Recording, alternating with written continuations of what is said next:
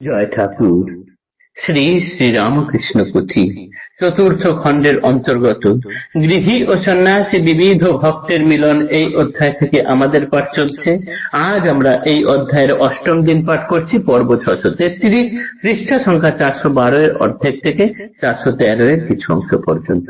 এর আগের দিনের পাঠে আমরা দেখেছি ব্রাহ্মণী সন্তান হারিয়ে সন্তান শোকে হৃদয় জর্জরিত এমতাবস্থায় দক্ষিণেশ্বরে গেলে হাহাকার করতে থাকছেন, আমার চণ্ডী নেই, আমার কিচ্ছু নেই, আর আমার সর্বস্ব গেল। ঠাকুর যেন তার জন্যই অপেক্ষা করছিলেন, বাগানে বেড়াচ্ছিলেন, তাকে দেখে এসে হেসে নেচে উত্তর দিলেন যে একমাত্র হরিই হচ্ছেন পরপারের কাণ্ডারি, তাকে ধরে থাকো, বাকি সব ঠিক হয়ে যাবে। সাপের বিষে রোগী যখন জর্জরিত হয়ে যান তখন যথোপযুক্ত ওষুধ পড়লে যেমন রোগী চাঙ্গা হয়ে যান, ঠাকুরের এই কথাটায় তার এতদিনের বিরহ জ্বালা, সন্তান সুখ যেন হঠাৎ করে প্রশমিত হলো। তিনি অন্তরে শান্তি অনুভব করলেন। এরপরে ঠাকুর তার মনের ভাব বুঝতে পেরে মন্দিরে নিয়ে গিয়ে গান গাইলেন যে আপনাতে আপনি থেকো মন, যেও না কো কারো ঘরে, যা চাবিটা বসে পাবি খোঁজো নিজ অন্তঃপুরে, পরম ধনেই পরশমণি যা চাবিটা দিতে পারে, কত মণি মুক্তা পড়ে আছে আমার চিন্তামণির নাচ দুয়ারে। এই কথা শোনার সঙ্গে সঙ্গে ব্রাহ্মণীর যেন অন্তরে আলো বিকশিত হয়ে গেল। তার সন্তান শোক ভুলে তিনি এবার শান্তি পেলেন, বিরহের জ্বালা তার মিটল। এইটুকু গতদিন পাঠ করেছি। আজ তার পরের অংশ পাঠ করছি। পাতালে মাটির নিচে লৌহময় ঘর, স্বপনেও যেথা নাই আলোর খবর, যেখানে কখনো নাই পবন সঞ্চার, আধার আধার মাত্র নিবিড় আধার, দৈব ঘটনায় যদি সেইখানে হয় জগৎ লোচন সূর্যদেবের উদয়, তখনই পালায় তমক নাহি রহে আর, আলোকিত 10 দিশ যা ছিল আধার, তেমনি করিল হেথা গীতে শ্রী প্রভুর, মায়া ঢাকা ব্রাহ্মণের অন্তরের পুর। ব্রাহ্মণী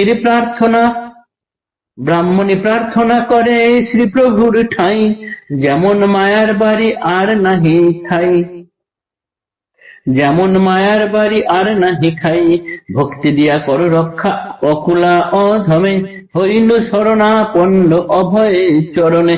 ভক্তির প্রার্থনা শুনি প্রভু ভগবান, গাইতে লাগিতে ভক্তিরও আখ্যান। এইখানে এক কথা শোনো বলি মন, প্রভুর নিকটে এলো গেল অগণন, কিন্তু কেহ করিল না ভক্তিরও প্রার্থনা, নিজের কেবল তাঁর আপ্তগণ বিনা।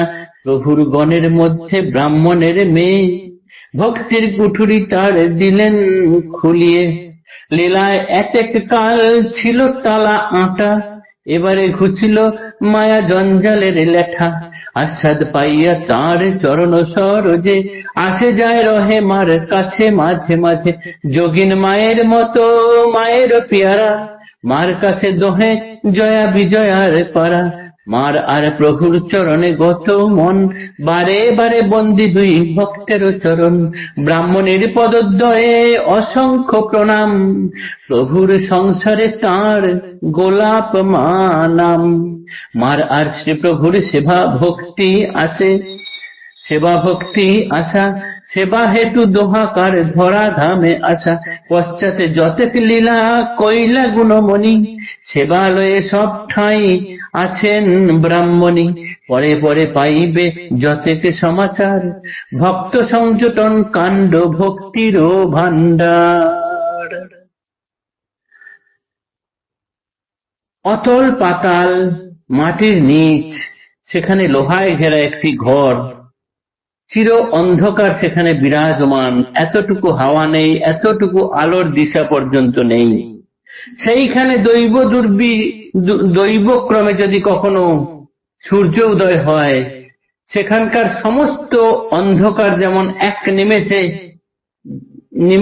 উধাও হয়ে যায়, সঙ্গে সঙ্গে চারিদিক আলোকিত হয়ে যায়।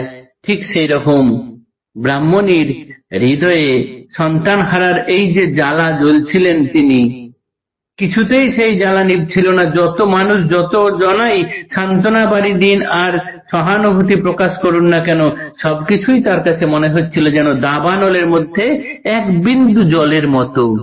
কোনো রকমেই তার মনের কষ্ট মিটছিল না।